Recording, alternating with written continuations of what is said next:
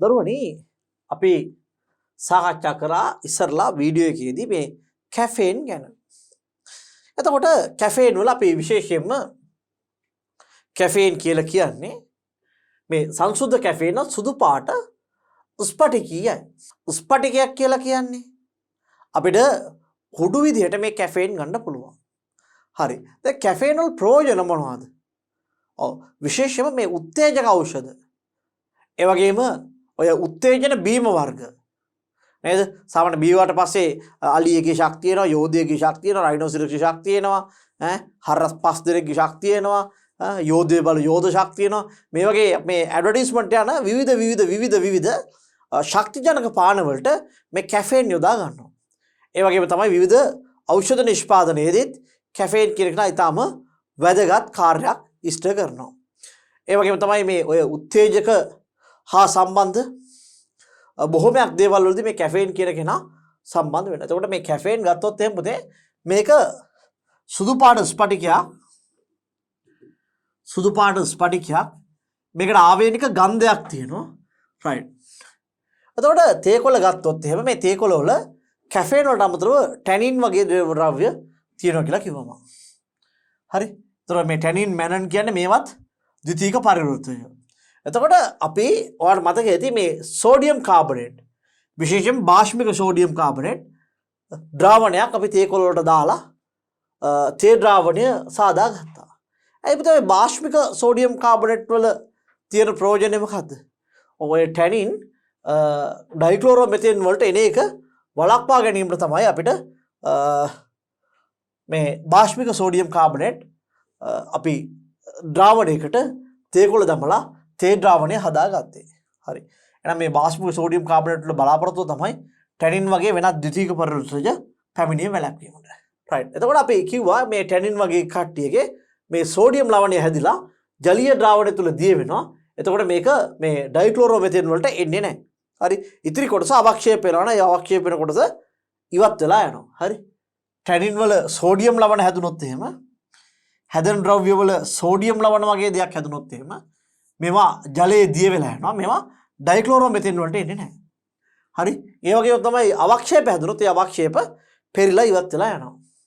හරි. එතකොට තේ ද්‍රාවණයේ තියෙන කැෆේන් වැඩි ප්‍රමාණයක් ඩයික්ලෝරෝමෙතේන් වලට ගන්න තමයි ඒක කොටස් වශයෙන් අපි තේ ද්‍රාවණයට එකතු කරේ. හරි. අපි එකවර දානවාට වැඩිය දැන් අපි ඩයික්ලෝරෝමෙතේන් එකවර දානවදී තේ සමග ගැටෙන පෘෂ්ඨ වර්ග ඵලයට වැඩිය වාර 3කදී ඩයික්ලෝරෝමෙතේන් තේ වලට එකතු කිරීමේදී තේ වලට ගලාගෙන එන ඩයික්ලෝරෝමෙතේන් ප්‍රමාණය තේ වලට ගලාගෙන එන කැෆේන් ප්‍රමාණය වැඩි. ඒක නිසා තමයි අපි කොටස් වශයෙන් එකතු කරේ කැෆේන්. ඩයික්ලෝරෝමෙතේන් එකතු කරේ. හරි. අපි ගත්තොත් එහෙම විශේෂයෙන්ම මේ තේ සහ ඩයික්ලෝරෝමෙතේන් මිශ්‍ර කරද්දී මේ තෙල් හැදෙන එක වළක්වන්න අපි මේක හයියෙන් හොලවන්නේ නැහැ. අපි ක්‍රමානුකූලව තමයි හොලවන්නේ. රයිට්. පුතේ එතකොට අපි ඩයික්ලෝරෝමෙතේන් වල ලක්ෂණ අපි කතා කරා. මොනවාද ඩයික්ලෝරෝමෙතේන් ලක්ෂණ?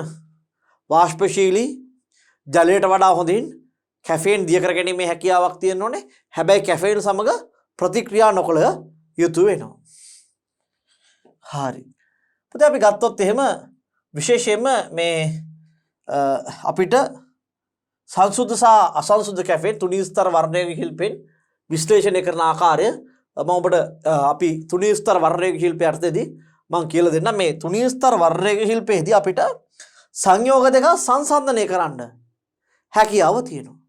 ඒ කියන්නේ මම ලැබ් එකේදී විද්‍යාගාරයේ තියෙන සංසුද්ධ කැෆේන් සහ අපි දැන් මේ හදපු කැෆේන් තියෙනවානේ. මෙන්න මේ දෙන්න අපිට සංසන්දනය කරලා බලා ගැනීමේ හැකියාවක් ලැබෙනවා දරුවනේ. හරි. පොඩි ඩයග්‍රෑම් එකක් තියෙනවා ඔබට විශේෂයෙන්ම මේ තේ වලින් කැෆේන් නිස්සාරණය කරගන්න රයිට් ක්‍රමවේදය. රයිට්. ඊළඟට තියෙනවා පුතේ අපිට මේ කරාමු නැටි වලින් යූජිනෝල් නිස්සාරණය කරගන්න එක. විශේෂයෙන්ම අපි මේකට කියනවා ජලීය ආසවණය එහෙම නැත්නම් සරල ආසවණය කියලා. අපි විශේෂයෙන්ම දැන් මේක ඉදි කරන දේ තමයි අපි දන්නවා සමහර සංයෝග තියෙනවා ජලයට කලින් වාෂ්ප වෙන. ඒ කියන්නේ අපි ගත්තොත් එහෙම ජලයේ වාෂ්ප වෙන සෙල්සියස් 100නේ. සමහර කට්ටිය ඉන්නවා ජලයට වැඩිය අඩු උෂ්ණත්වයකදී වාෂ්ප බවට පත් වෙන කට්ටිය. අන්න ඒ වගේ කෙනෙක් තමයි මේ යූජිනෝල් කියලා කියන්නේ. එතකොට අපිට මේ කරාම්බු නැටි වලින් යූජිනෝල් නිෂ්පාදනය කර ගැනීමේ හැකියාව තියෙනවා. මීට ආසන්නතම ක්‍රමවේදයකින් අපිට කුරුඳු වලින් සිනමැල්ඩිහයිඩ් ගන්නත් පුළුවන්. කරාම්බු නැටි වලින් යූජිනෝල් ගන්නවා වගේම කුරුඳු පොතු වලින් අපිට සිනමැල්ඩිහයිඩ් ලබා ගැනීමටත් මීට ආසන්න ක්‍රමවේදයක් භාවිතා කළ හැකි වෙනවා. එතකොට සමහර වෙලාවට දැන් මේ කරාම්බු නැටි වලින් යූජිනෝල්ම නෙමෙයි මීට ආසන්න විදිහට සමහරලාට ඖෂධය සංශ්ලේෂණය කරන්න ඔබට පරිසරයේ තියෙන තවත් වෙනත් සංඝටකයක් නිස්සාරණය කරගන්න හැකියාව තිබිය යුතු වෙනවා. එතකොට මේ වැඩේට අපි ගන්නවා කරාම්බු නැටි ග්‍රෑම් 15ක්. මේක හැබැයි කුඩු කරලා තියෙන. මොකද කුඩු කරාට පස්සේ මෙයාගේ ප්‍රතික්‍රියාශීලීතාව වැඩි වෙනවා. හරි. අපි කරාම්බු නැටි නැට්ටකුයි කරාම්බු නැටි කුඩුයි ගත්තාම කරාම්බු නැටි කුඩු වල ප්‍රතික්‍රියාශීලීතාව වැඩි. ඩයික්ලෝරෝමෙතේන් මම ඉස්සරලා කිව්වා ඩයික්ලෝරෝමෙතේන්ගේ විද්‍යාත්මක නාමය CH2Cl2 අපි ආදරයට කියනවා මෙයාට DCM කියලා. අපි ඉස්සලා ගත්තේ නිර්ජලීය සෝඩියම් සල්ෆේට්. අපි දැන් මෙතනදී ගන්නවා නිර්ජලීය මැග්නීසියම් සල්ෆේට්. Magnesium sulphate. ඒ වගේම තමයි පුතේ මේ ෆියුමික් ස්ටෝන් එහෙම නැත්නම් වීදුරු කැබලි. ඔබ දන්නවා සමහරක් වෙලාවට ඔය මාළු ටැංකිය වල එහෙම දාලා තියෙන පොඩි චිප්ස් වගේ જાතියක්. අපි ඒවට කියන ෆියුමික් ස්ටෝන් එහෙම නැත්නම් මේකට ගන්න පුළුවන් වීදුරු කෑලි ටිකක් වීදුරු ටිකක් කුඩු කරලා ගන්නත් පුළුවන්. එහෙම නැත්නම් වියෝජනය නොවන ගල් ටිකක්. හරි? වියෝජනය නොවන ගල් ටිකක් වගේ ගන්නත් හැකියාව තියෙනවා. ඔය රවුන්ඩ් රවුන්ඩ් ගල් තියෙන්නේ. ඒ වගේ ටිකක් ගන්නත් රයිට්. ආසුචි ජලය බීකර 3ක්. හරි. මිනුම් සරාවක් බේරුම් පොණිල. පුතේ බේරුම් පොණිලේ ප්‍රයෝජනය මම මොකද්ද කිව්වේ? ඔව් බේරුම් පොණිලට හැකියාව තියෙනවා ඝනත්වය අසමාන ද්‍රව දෙකක් වෙන් කිරීම. දුම් කුඩුවේ මොකද කරන්නේ? ඔව් දුම් කුඩුවෙන් කරන වැඩේ තමයි පුතාලා අපිට හැකියාව තියෙනවා වාෂ්පශීලී සංයෝගයක් එහෙම නැත්නම් වාෂ්පයක් ඉවත් කරන්න. මේක ඇත්තට චිමිනි එකක් විදිහට තමයි වැඩ කරන්නේ. එක්සෝස් ෆෑන් එකක් වගේ. ඒ වගේම කන්ඩෙන්සරය. රයිට්. කන්ඩෙන්සරයේ ක්‍රියාව මම ඔබට කලිනුත් විස්තර කරා. චුට්ටක් මම ඔබට එනවා ආයෙ කියලා දෙන්නම්.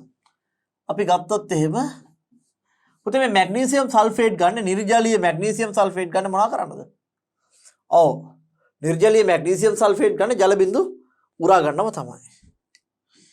හරි. පොත අපිට මේවා පිළිබඳ හොඳ මනා අවබෝධයක් නැතුව පුතේ ඉස්සරහට ගියොත් මේ විභාගයට අහන ප්‍රශ්නයකට අපිට උත්තර ලියා ගන්න බැරි වෙනවා. ඒ කියන්නේ ගොඩක් වෙලාවට ටිකක් මේ විභාග නිර්මාණශීලී. ටෙක්නොලොජි කියන විෂය පුතේ නිර්මාණශීලී.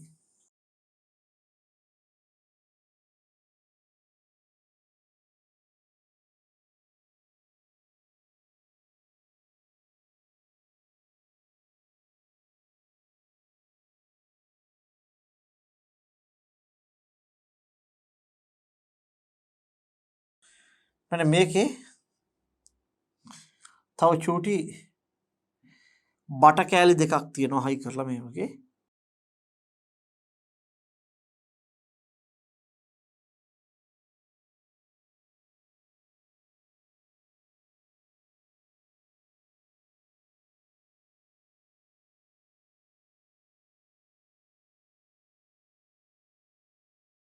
අපි ගත්තොත් එහෙම මෙන්න මේ මැද බටේ තියෙනවනේ පුතේ.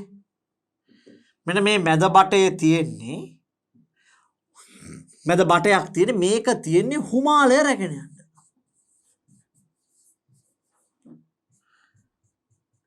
දැන් මේ මැදේකේ හිමාලය ගියොත් එහෙම රයිට් මේ හිමාලය ඝනීභවනය කරන්න තමයි පුතේ මෙන්න මේ කන්ඩෙන්සරය කියලා උපකරණය පාවිච්චි කරන්නේ.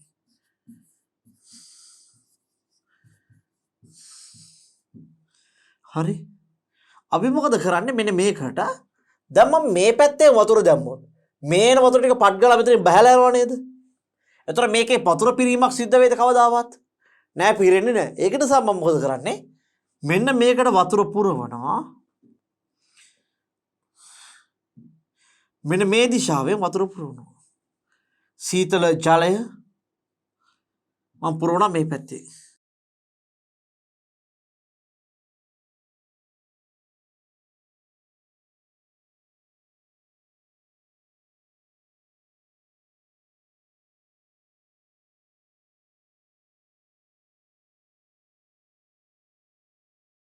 වතුර දැන් මේ පැත්තෙන් ගලා පිරෙනවා. එතකොට මේ පැත්තෙන් වෝටර් ඉන් කරලා මේ පැත්තෙන් වතුර අයින් වෙනවා. මොකද වෙන්නේ? එතකොට මේ හිමාලය සිසිල් වෙලා දරුවනේ මොකද වෙන්නේ? ඔව්. මෙන්න මෙතනින් ද්‍රව බිඳු වැටෙනවා. ද්‍රව බිඳු අපිට ගණන් ගැනීමේ හැකියාව තියෙනවා. දැන් කන්ඩෙන්සර් එකකින් කරන්නේ පැහැදිලිවම ශීත කිරීම. හරි? ශීත කිරීමකින් යවන වතුර ඊටම ශීතල වුණොත් මේ කාර්ය වඩාත් පහසුවෙන් කරනවා. හැබැයි එහෙම පොඩි ප්‍රශ්නයක් වෙනවා. ඕන්ට වැඩි සීතලද මොකද වෙන්න පුළුවන්? මේ උෂ්ණත්ව වෙනස නිසා මැද බට මොකද වෙන්න පුළුවන්? පුපුරන්නත් පුළුවන් ඈ. රයිට්. ඒක නිසා හැම දෙයක්ම පරිස්සමෙන්. රයිට්. හරි. එහෙනම් අපි කතා කරන්න යන්නේ මේ කරාමුණු නැටි වලින් යූජිනෝල් නිස්සාරණය කරන්නේ කොහොමද කියන එක. එතකොට අපි ඉස්සරළම මේකෙදි පාවිච්චි කරන સિદ્ધාන්තය තමයි මේ තාපාංක වෙනස පාවිච්චි කරලා ආසවනීය භාවිතයෙන් ද්‍රව වෙන් කර ගැනීම සහ පිරිසුදු කිරීම. බලන්න. මෙන්න මේ තාපාංකවල වෙනස ආධාර කොටගෙන ආසවනීය භාවිතයෙන් ද්‍රව වෙන් කර ගැනීම සහ පිරිසුදු කර ගැනීම. හරි. දැන් මම මොකද කරන්නේ? මේකට ඉස්සලම ගන්න මේ වට අඩි ප්ලාස්කුවක්.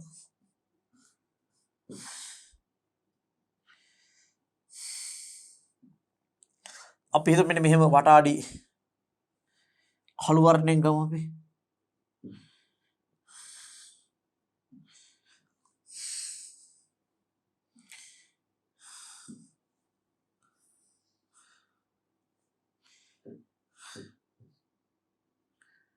හරි.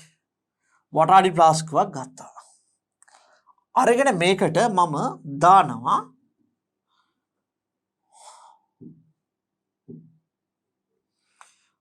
කරාමුණටි කුඩු.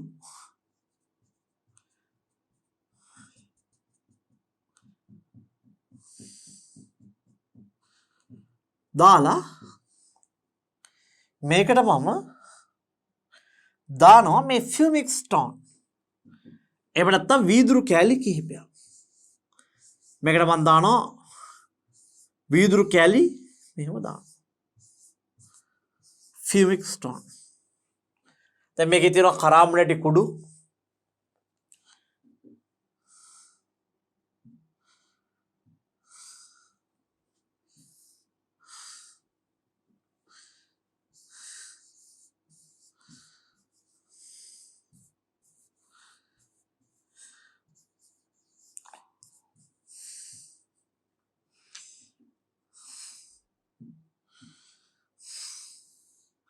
මේක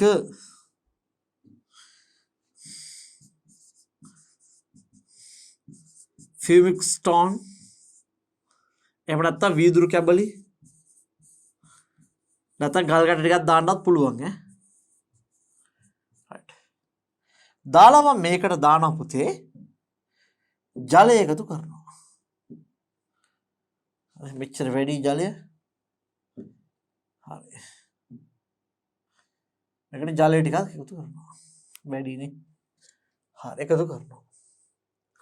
එකතු කරලා මම මෙතනට දානවා අවශ්‍ය නම් උෂ්ණත්ව මානයක්.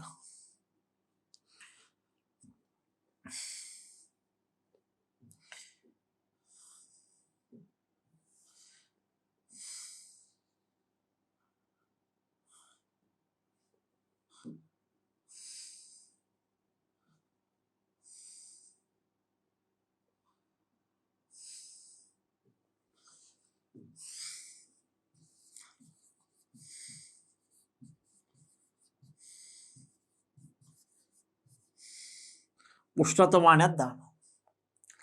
ඊට පස්සේ මම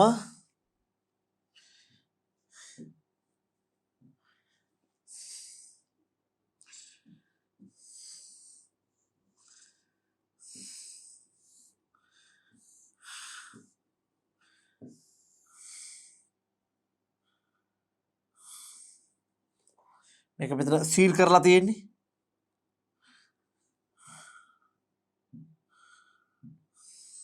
අපි මේකට තව බටයක් ගහලා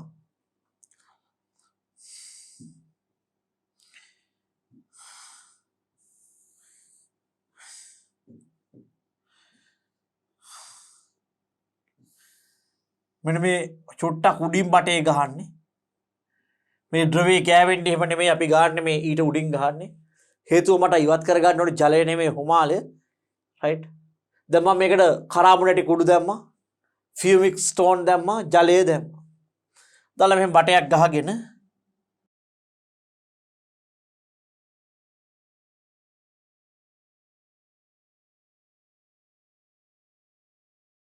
තව බටයක් තියෙනවා.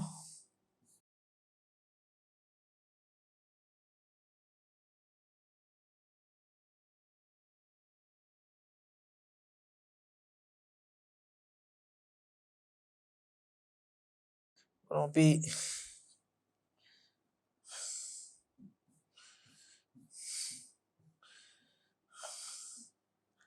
මෙන්න මේ කන්ඩෙන්සර් එක ගන්නම් අතට චුට්ටක් කුඩා කරලා.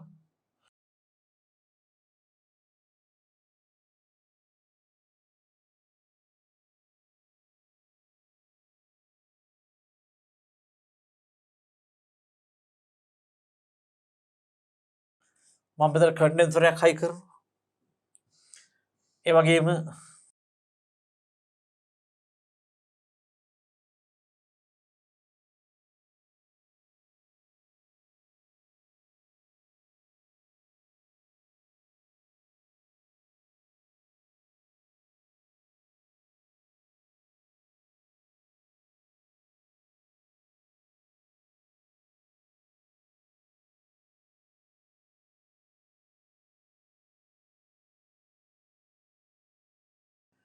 හරි.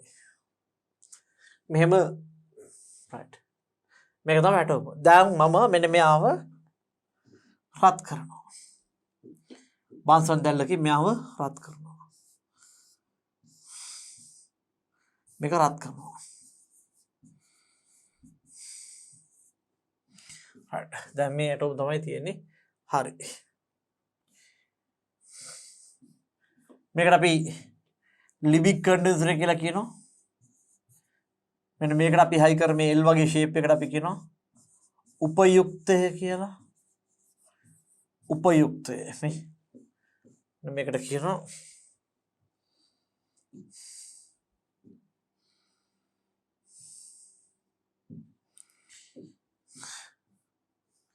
මෙන්න මේ වගේ පොඩි බටයක් ගහලා දාලා මේකට උපයුක්තය කියලා කියනවා. රයිට්.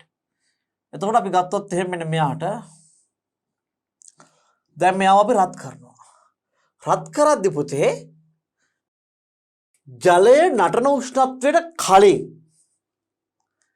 දැන් මේ කරාබුනටි තෙල් කියලා කියන්නේ එහෙම නැත්නම් යූජිනෝල් කියලා කියන්නේ පුතේ අපි දන්නවා ජලයට වැඩිය අඩු උෂ්ණත්වයකදී වාෂ්ප වෙන කෙනෙක්.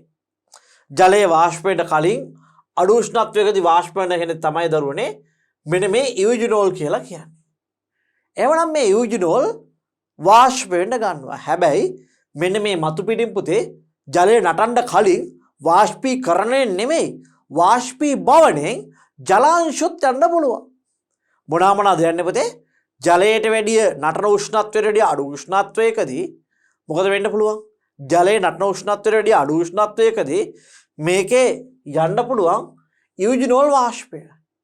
ඒ වගේම තමයි යූජිනෝල් වාෂ්පය යනවා වගේම මෙන්න මෙයාගේ මතු පිටින්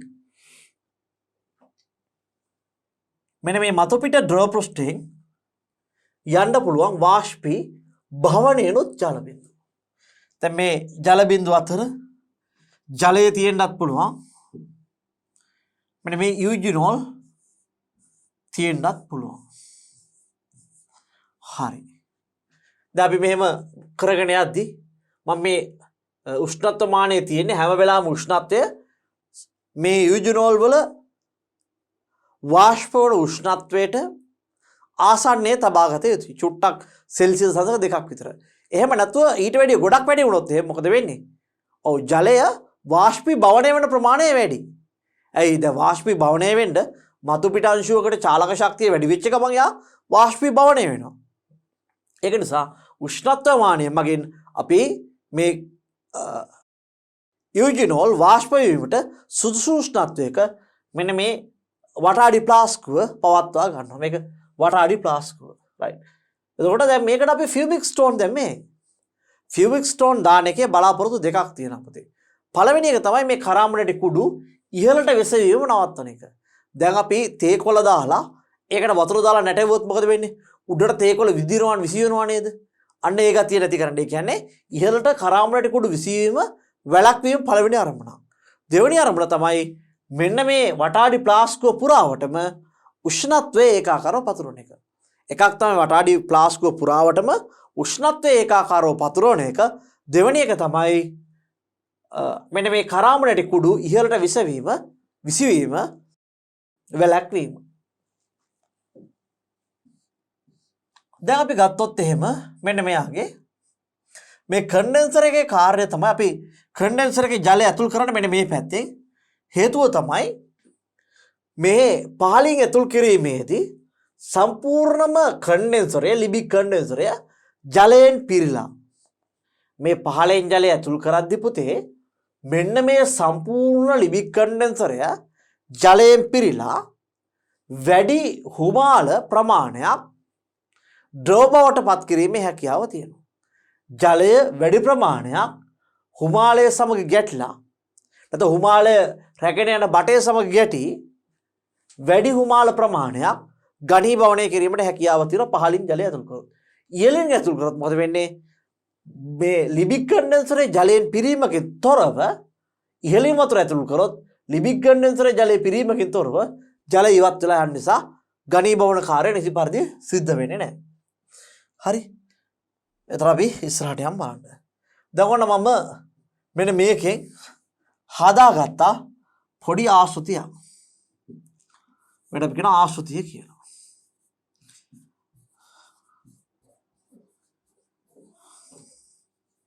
මේකට අපි කියනවා ආශ්‍රිතය කියලා. දැන් පුතේ මෙන්න මේ ආශ්‍රිතය අපි ගත්තොත් එහෙම මොකද වෙන්නේ? රයිට් අපි බලමු. හරි. දැන් මේකේ ක්‍රමවේදය අපි ඉස්සරළම කරාමණටි ග්‍රෑම් 15 වටාඩි ප්ලාස්කුවට දානවා. ඊට පස්සේ අපි මේකට ජලය දානවා ෆියුමික් ස්ටෝන් එහෙම නැත්නම් වීදුරු කැබලි දාලා ආසවණය කරනවා. රයිට්. මේකේ ලැබිච්ච ඵලය අපි බීකරයකට එකතු කරගන්නවා. එතකොට පුතේ අපි දැන් ඔන්න අපේ ආශ්‍රිතය තියෙනවා. අපි ළඟ තියෙන ආශ්‍රිතයට අපි ළඟ ඔන්න ආශ්‍රිතය තියෙනවා.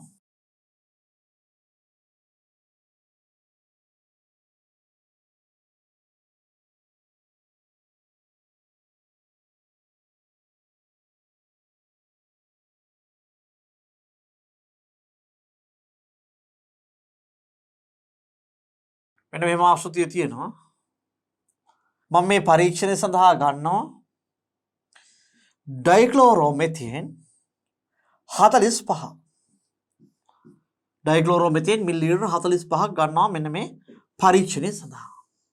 හැබැයි මේ ඩයික්ලෝරෝමෙතින් 45 මම මොකද කරන්නේ? මේ ඩයික්ලෝරෝමෙතින් 45 මම මිලිලීටර් 15 ගානේ කොටස් 3කට කඩනවා. මේ ඩයික්ලෝරෝමෙතින් 45 කොටස් 3කට කඩනවා. දැන් මගේ අර ආශ්‍රිතය තියෙන්නේ ආසවණය කරලා ලබාගත් කොටස වේ තියෙන්නේ. මම මොකද කරන්නේ? මෙන්න මේකට ඩයික්ලෝරෝමෙතින් මගේ 45 තුනක් කඩාගත්තා 15 මිලිලීටර් 15 මිලිලීටර් 15 මිලිලීටර් විදිහට. දැන් මම මොකද කරන්නේ? මේ 1 මිලිලීටර් 15ක් මේකට දානවා.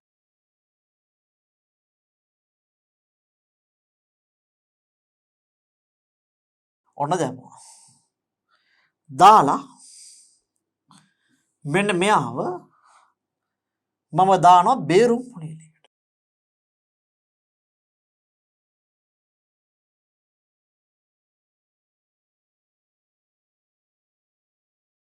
මෙයාව අපි දානවා මෙන්න මේ වගේ බේරුම් පුණියලයකට. බේරුම් පුනිලකට දාලා තියෙනවා.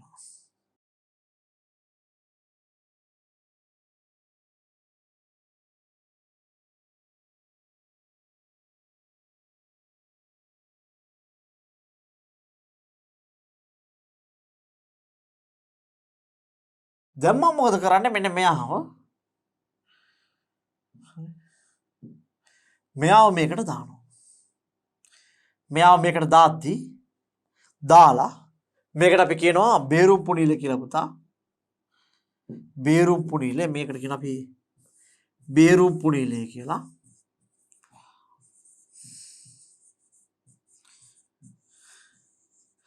බේරුම් පුනිලේ කෙරෙන්නේ ඝනත්වය අසමාන ද්‍රව දෙකක් වෙන් කර ගැනීම. මම මේ බේරුම් පුනිල දාලා මේ බේරුම් පුනිලය ක්‍රමානුකූලව මෙන්න මෙහෙම කලවම් කරනවා. මේ වගේ තාම සියුම්. මේක හයිය මෙහෙම හෙල්ලුවොත් පුතේ මේකේ තෛලෝද හැදීම ඉඩ කඩ තියෙනවා. ඒ නිසා අපි එහෙම හයියෙන් හොල්ලන්නේ නැහැ. අනවශ්‍ය පෙර නගින විදිහට මෙන්න මේ විදිහට මෙන්න මෙහෙම සාමාන්‍ය මද වශයෙන් හොල්ලගෙන යනවා. දැන් මොකද වෙන්නේ මට? මෙන්න මේ ස්තර ගත්තොත් ස්තර දෙකක් වෙනවා. හරි. එක ස්තරයක් වෙනවා කරාමුණටි තෙල් දිය වෙච්ච ඩයික්ලෝරෝමෙතේන්. නැත්නම් අපි කියන යූජිනෝල් දිය වෙච්ච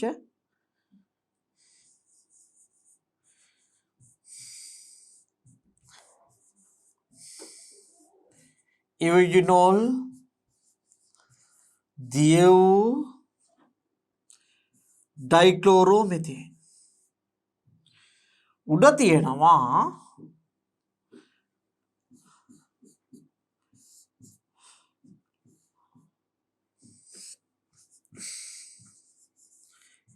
එක්වරක් ඩයික්ලෝරෝමෙතේන් එක්වරක් යූජිනෝල් ඉවත්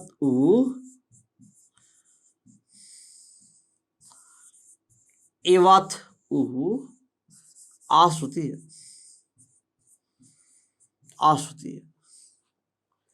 හරි. දැන් මම මෙතන ටැප් එක කරලා මොකද කරන්නේ? ඔන්න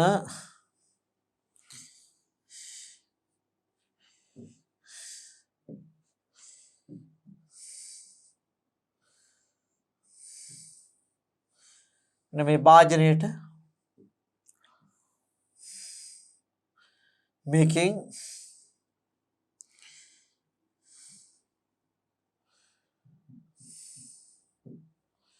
යූජිනෝල් ටිකක් පිරලා තියෙනවා. අපි මේකට දානවා.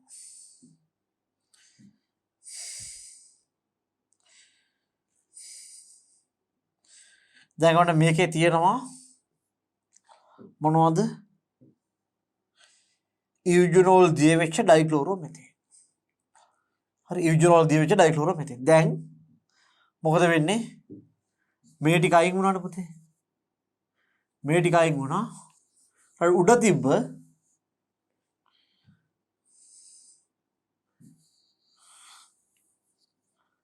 හරි. මෙන්න මේ ටික පල්ලෙහාට ආවා. මේ ටික පල්ලෙහාට ආවා. පල්ලෙහාට ආවා. දැන් දරුවනේ අපි එකපාරක් ඔන්න යූජිනෝල් අයින් කරපු මේ ආශ්‍රිතයනේ මේ තියෙන්නේ. දැන් මම මේකට මොකද කරන්නේ?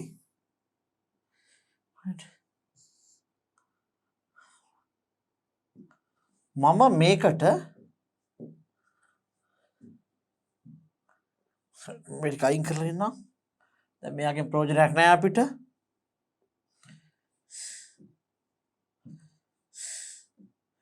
එකපාරක් දාපු කෙනා මෙයා.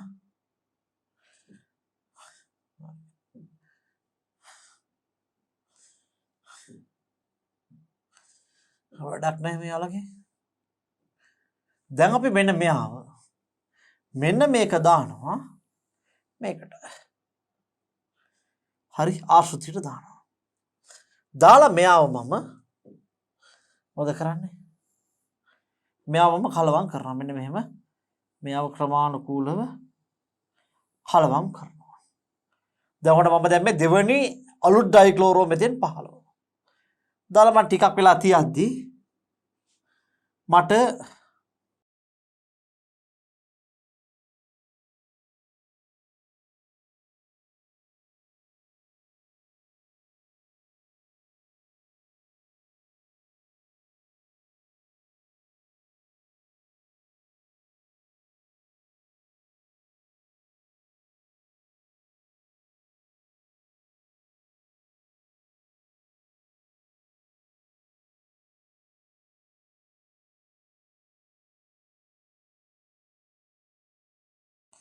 මෙහෙම තියෙනවා.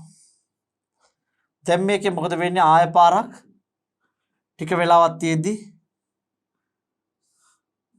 පල්ලෙහාට යුජිනෝල් ටික එනවා. උඩ ඉතුරු වෙනවා ආශ්‍රිතය. දැන් එකපාරක් නෙමෙයි. දැන් උඩ තියෙන්නේ දෙවරක් යුජිනෝල් ඉවත් වෙච්ච ආශ්‍රිතය. යට තියෙන යුජිනෝල් දිය වෙච්ච ඩයික්ලෝරෝමෙතේන්. හරි. දැන් මොකද වෙන්නේ මට? මෙන්න මෙයාගෙන් මට මේ ටැප් එක ඇරියොත් දෙවෙනි වතාවට මම ඉතිරි වෙච්ච ආශ්‍රිතයෙන් අලුත් යුජිනෝල් දාලා දිය කරගත්ත කෙනා තමයි මේ ඉන්නේ. මම මෙයාවත් මෙතනට දානවා. දැන් මම මොකද කරන්නේ? මේ ටික අයින් වෙනවා. අයින් වෙද්දි මම මේක ගෙනල්ලා මෙතනට දානවා. දාලා කලින් වගේම තුන්වෙනි වතාවටත් මේ විදිහට ක්‍රමානුකූලව කලවම් කරනවා. කලවම් කරාට පස්සේ මට මොකද වෙන්නේ?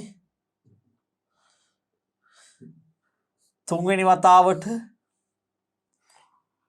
යුජිනෝල් දිය වෙච්ච ඩයික්ලෝරෝමෙතේන් මෙන්න මේක දෙවරක් නෙමෙයි තුන්වර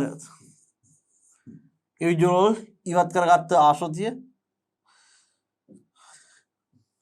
මම මෙන්න මේ යට කැලරලා තුන්වෙනි වතාවටත් ගන්නවා. කාවද? ඩයික්ලෝරෝමෙතේන් දාලා යුජිනෝල් දිය කරගන්නවා.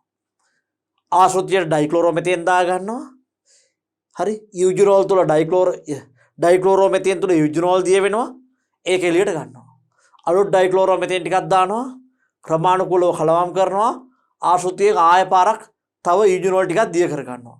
තුන්වෙනි වතාවටත් අන්තිම අලුත් ඩයික්ලෝරෝමෙතේන් ටික දානවා. දාලා මේකෙන් ආය පාරක් දිය කරව ගන්නවා යුජිනෝල්. එහෙනම් මම තුන් වතාවක් දිය කරගත්ත යුජිනෝල් තමයි මෙන්න මේ තියෙන්නේ. හරි. මම කියපු විදිහට මේ ඩයික්ලෝරෝමෙතේන් දානවා. රයිට්. දාලා අපි මේ විදිහට තුන් වාරයක් එකතු කර ගන්නවා.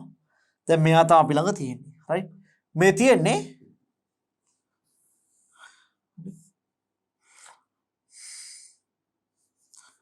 වරකට 15 මිලිලීටර් බැගින් යොදා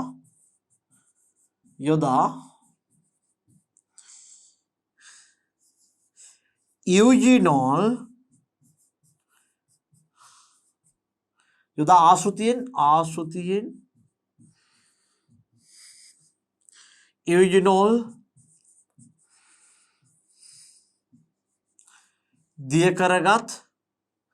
යුජිනෝල් දිය කරගත් ආශ්‍රිතයෙන් යුජිනෝල් දිය කරගත් ඩයික්ලෝරෝමෙතේන් DCA. හරි. දැන් මේ තියෙන්නේ තුන් වතාවක් අර විදිහට යුජිනෝල් දිය කරගත්ත ඩයික්ලෝරෝමෙතේන්. මම මේකට යොදනවා නිර්ජලීය, ඒ කියන්නේ ජලය නැති මැග්නීසියම් සල්ෆේට් දානවා. පුතේ ඇයි නිර්ජලීය සල්ෆේටයක් යොදන්නේ? ඔව් නිර්ජලීය සල්ෆේටයක් යදුවොත් එහෙම අපිට හැකියාව තියෙනවා මෙන්න මේකේ තියෙන ජල බිඳු තිබ්බොත් ජල බිඳු ගන්න. පුතේ දැන් අර යුජිනෝල් මේක ජල අපි අර වටාඩි ප්ලාස්කුව නැටුවේ නෑනේ. වටාඩි ප්ලාස්කුව නටන්නේ නැතුව කොහෙන්ද අපිට ජල බිඳු? අපිට කොහෙන්ද ජල බිඳුව ආවේ? මම කිව්වා වාෂ්පීභවණයෙන් තමයි ජල බිඳු එන්නේ නැත්තේ. අන්න ඒ වාෂ්පීභවණයෙන් ආව ජල බිඳු තිබ්බනම් ඒව අයින් කරගන්න මම නිර්ජලීය මැග්නීසියම් සල්ෆේට් දානවා. දාලා පොඩක් කලවම් කරද්දී මැග්නීසියම් සල්ෆේට් මේකේ තියෙන ජල බිඳු ටික උරා ගන්නවා. මොකද මැග්නීසියම් සල්ෆේට් කියන හොඳ ජලාකර්ෂකයක්. දැන් අපි මොකද කරන්නේ මේ මැග්නීසියම් සල්ෆේට් මෙතන ඉන්න දීලා අපි මෙන්න මේ කාබනික ස්තරය එහෙම නැත්නම් ඩයික්ලෝරෝමෙතේන් ස්තරය වෙන් කර ගන්නවා. අරගෙන අපි මෙයාව දානවා රයිට් දුම් කූඩුවක් ඇතුලේ තමයි මේ අපි සියලු මැටෝම් ටික කරන්නේ.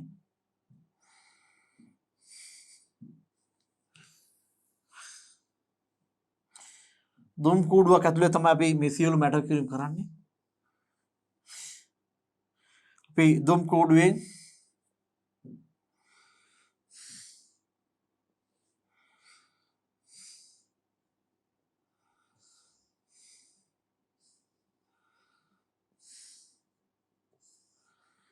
හරි ඉවත් කරගන්න.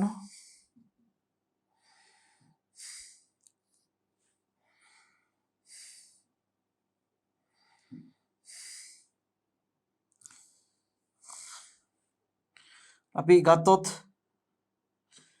පරීක්ෂණ නලයක් වගේ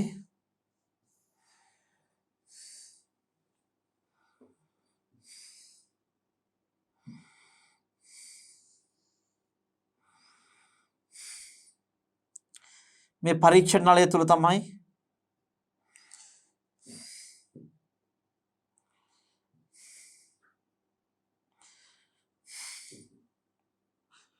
අපි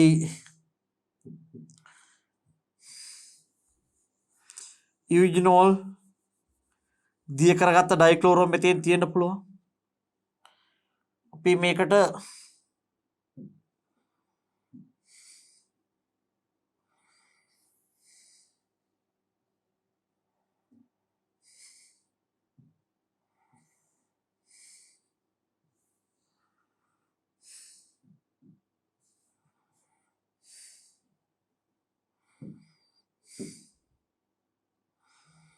මවන ජලය දැම්මා.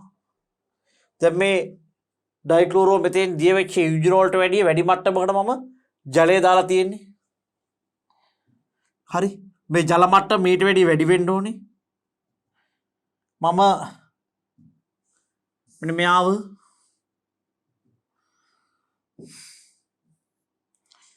ආධාරකයේ සවි කරලා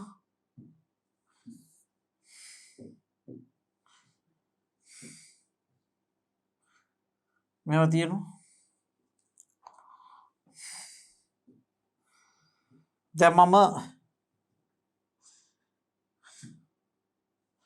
මෙයාව රත් කරන්න පටන් ගන්නෙ. රත් කරද්දි මම මෙන්න මේ ආකාරයට මන්තයක් යොදාගෙන මන්තනය කරනවා. මෙන්න මේ ද්‍රාවණයේ පුරාවටම ඒකාකාර උෂ්ණත්වයේ පැටලෙනවා. දරුවනේ ඇයි මට කෙලින්ම මේ පරීක්ෂණ නලය බන්සන් දැල්ල රත් කරේ නැත්තේ? ඔව් මම බන්සන් දැල්ල මෙතනට අල්ලලා රත් කරා නම් මේ එක ස්ථානයක් විතරක් ජලනාංකයට පත් වෙනවා. දැන් මේ ඩයික්ලෝරෝමෙතේන් කියන කෙනා වාෂ්පශීලී කෙනෙක් නේ. මේ වාෂ්පශීලී ඩයික්ලෝරෝමෙතේන් මේ එක ස්ථානයක් විතර ගිනි ගත්තොත් මේ භාජනය මොකද වෙන්න පුළුවන්? සම්පූර්ණ මේ එක ස්ථානයක් විතර ජලනාංකයට આવොත් මේ සම්පූර්ණ ඇටෝම ගිනි ගන්න පටන් ගන්නවා. ඒ නිසා මෙන්න මේ භාජනයේ පුරාවටම මෙන්න මේ පරීක්ෂණ නලයේ පුරාවටම උෂ්ණත්වය ඒකාකාරව පැතිරෙන්න තමයි අපි මෙන්න මේකට ජලය පුරවලා මේ ජල තාපකයක දාලා මේ වාෂ්ප කිරීම කරන්නේ. එතකොට මෙන්න මේ යූජිනෝල් වාෂ්පය ඉවත් වේවි. යූජිනෝල් වාෂ්පය ඉවත් වේවි. මේ දුම් කූඩුවේ මේක ඉහළට ඇදලා ගන්නවා. එහෙම නැත්නම් මෙන්න මේ වාෂ්පය මේ බන්සන් දැල්ල නිසා ගිනි ගන්න පුළුවන්. හේතුව තමයි මේ යූජිනෝල් වාෂ්ප කියන්නේ ඊටම වාෂ්පශීලී ද්‍රව්‍යයක්, ගිනි ගන්නා සුළු ද්‍රව්‍යයක්. මට ටික වෙලාවක් ගියාට පස්සේ යූජිනෝල් කහ පාට තෙලක් වගේ ලබා ගැනීමට හැකියාව ලැබෙනවා. රයිට්. යූජිනෝල් තෙලක් ලබා ගැනීමට හැකියාව ලැබෙනවා. සාමාන්‍ය අපි ගත්තොත් රයිට්. නිකන් අපි මෙහෙම හිතමුකෝ.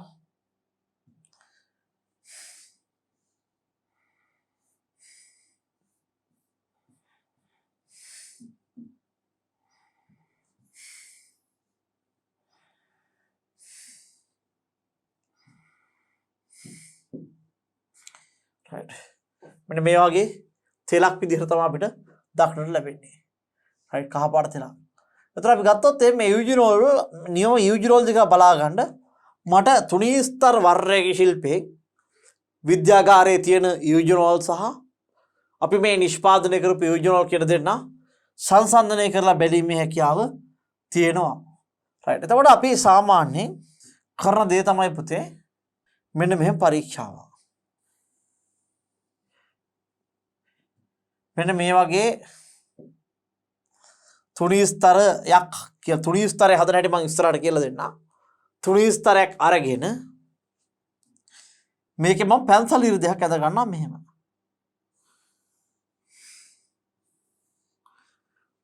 හරි.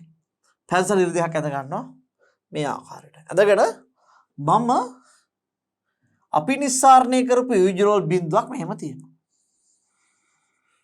ඒ වගේම විද්‍යාගාරයේ තිබ්බ යූජිනෝල් බිඳුවක් මෙහෙම තියෙනවා. ඊට පස්සේ මම මෙන්න මේ අපි නිස්සාරණය කරපු කෙනයි විද්‍යාගාරයේ නිස්සාරණය කරපු දෙන්නයි අරගෙන මම මොකද කරන්නේ? තනි තිතක් තියෙනවා මේ අපි නිස්සාරණය කරපු විද්‍යාගාරයේ කරපු දෙකම අරගෙන මේ තනි තිතක් තියෙනවා. තියලා මම මෙන්න මේක පරීක්ෂණයට යොමු කරනවා. පරීක්ෂණයට යොමු කරාට පස්සේ මම පරීක්ෂණය කරන විදිහ කියලා දෙන්නම්. හරි මේ තුනී ස්තර තහඩුවේ ඉරිදයක් අරගෙන මෙතන එක බිඳු පැන්සල් ඉරිදයක් ඇඳලා එකක් තියෙනවා අපි නිස්සාරණය කරගත්ත යූජිනෝල්, තව එකක් තියෙනවා විද්‍යාගාරයේ තියෙන යූජිනෝල්, තව එකක් අතර මිශ්‍ර කරලා. මගේ පරීක්ෂණය හරිනම් මට ලැබෙන්න ඕනේ මෙන්න මේ තුන් දෙනාගෙම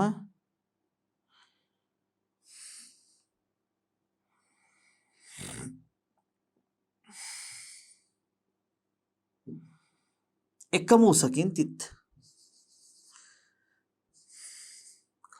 මෙන්න මේ වගේ තුන් දෙනාගෙම එකම උසකින් තිතක් හම්බ වෙනවා නම් මට තීරණය කරන්න පුළුවන් මේ නියම යූජිනෝල් කියලා.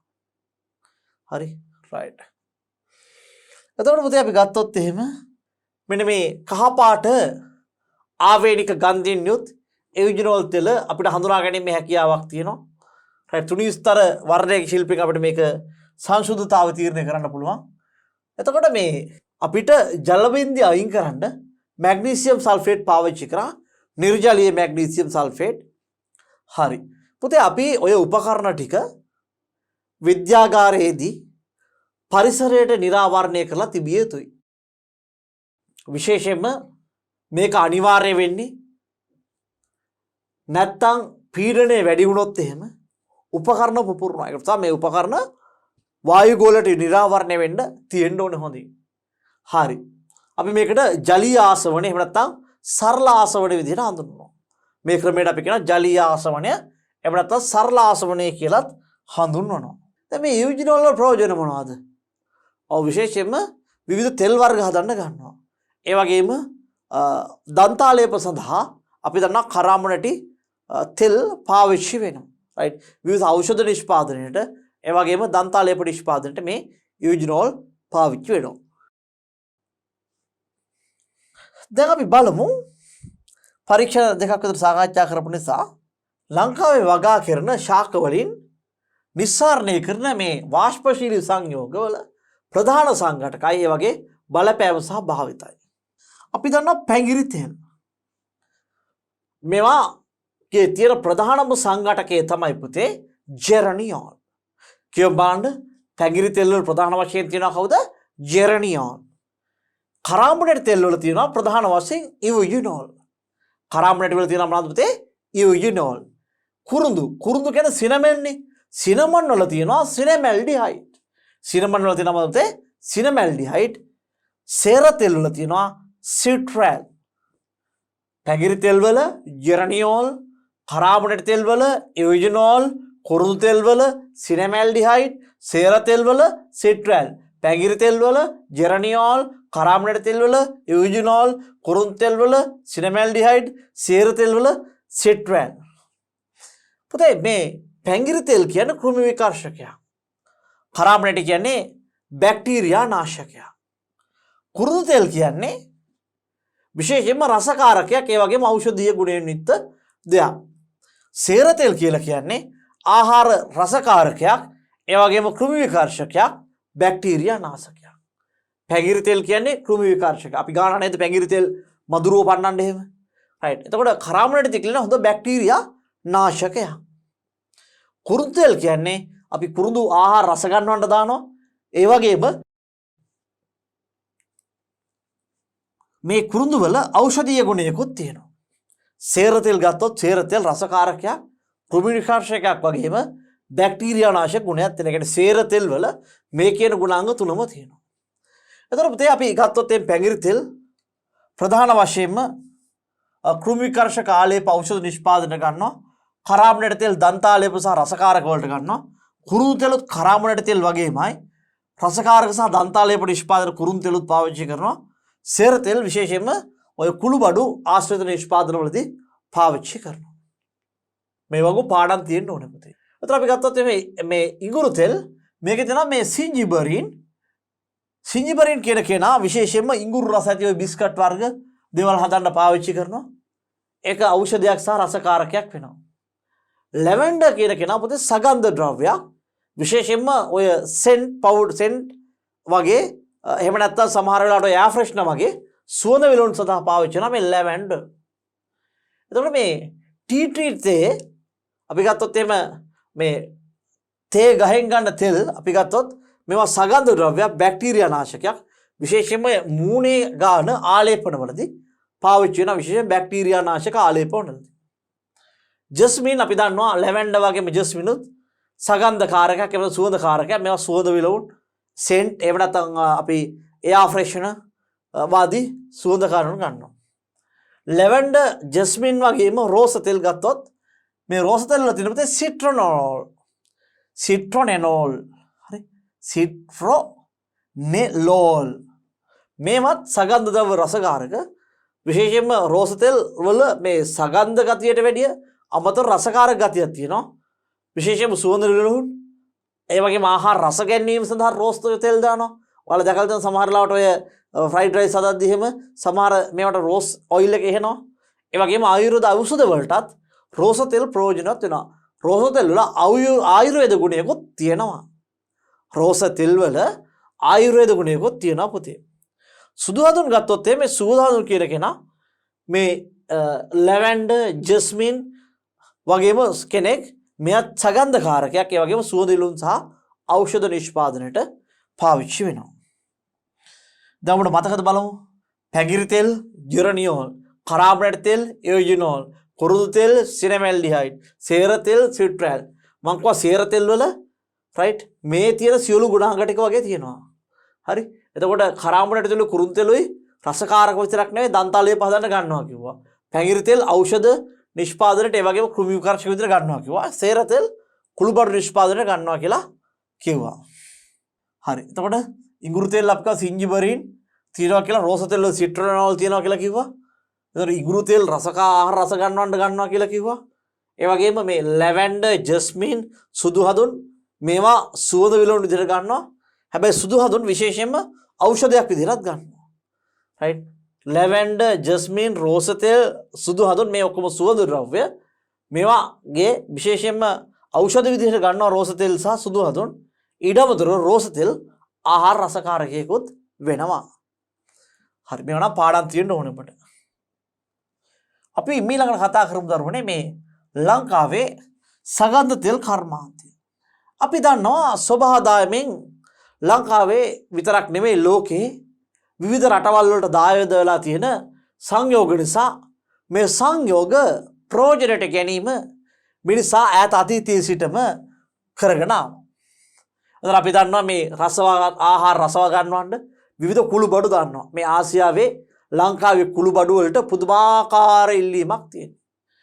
අපි දන්නවා විශේෂයෙන්ම මේ කරඳ මුංගු, කරාමුණටි, කුරුඳු පොතු, සාදික්කා, වසාවාසි, ඒ වගේම මහදුරු වගේ දේවල් මේ කුළුබඩු ආහාර රසවත් කිරීමට ගන්නවා.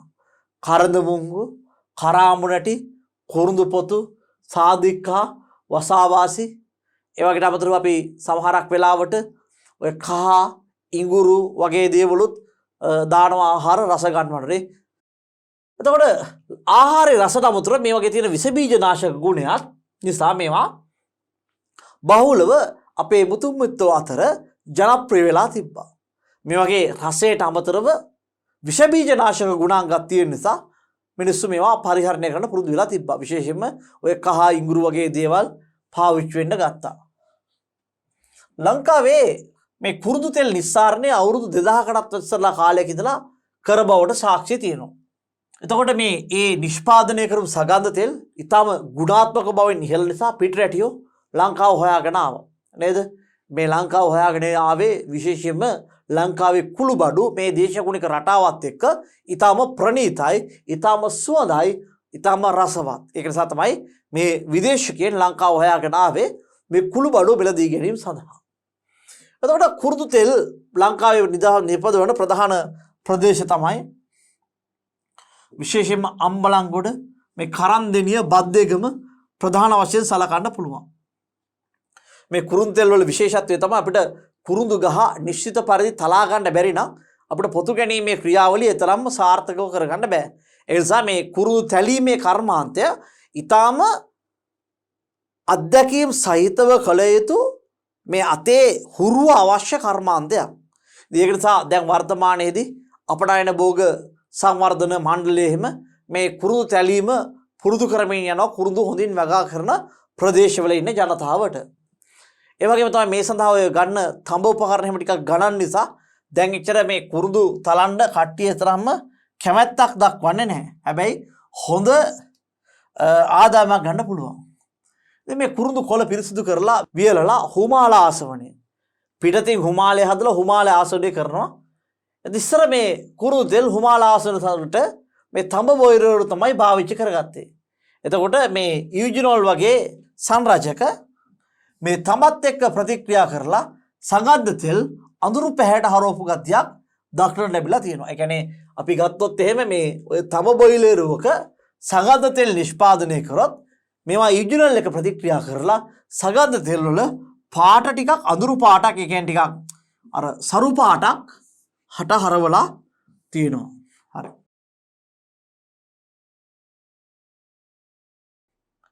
සාමාන්‍යයෙන් අවපැහැ තෙල් වල එහෙම නැත්නම් මේ වටිනාකම අඩුයි. ඒක නිසා වර්තමානයේ අපි කුරුදු නිෂ්පාදනයේදී මේ මල නොබැරෙන වාණේ හෝ ඇලුමිනියම් බොයිලර් පාවිච්චි කරනවා. දැන් අර තඹ බොයිලර් පාවිච්චි කරද්දී ටිකක් වර්ණය ටිකක් කළු වෙන්න මිනිස්සු මේකට එච්චර කැමති නැහැ. හැබැයි මොකද අර නියම කුරුදු තෙලේ තියෙන ගතිය නැති නිසා. ඒක නිසා සාමාන්‍ය ලංකාවේ මල නොබැදෙන වාණේ එහෙම නැත්නම් ඇලුමිනියම් බොයිලර් පාවිච්චි කරලා ටිකක් උසස් වර්ගයේ තෙල් නිපදවා ගැනීම සිද්ධ කරනවා. හරි දරුවනේ. එතකොට අපි ගත්තොත් එහෙම මේ සගන්ධ තෙල් ඕට් වැඩි රත් කරොත් එහෙම මේවා අර්ධ ලෙස දහණය වෙලා අවපැහැ ගන්නවීම හැකියාවක් තියෙන නිසා අපි ඒක ප්‍රමාණයට තමයි රත් කිරීම සිද්ධ කරන්නේ. එතකොට අපි ගත්තොත් එහෙම මේ කුරුදු පොතු වලින් සගන්ධ තෙල් හැදීමට කරන්න පුළුවන්.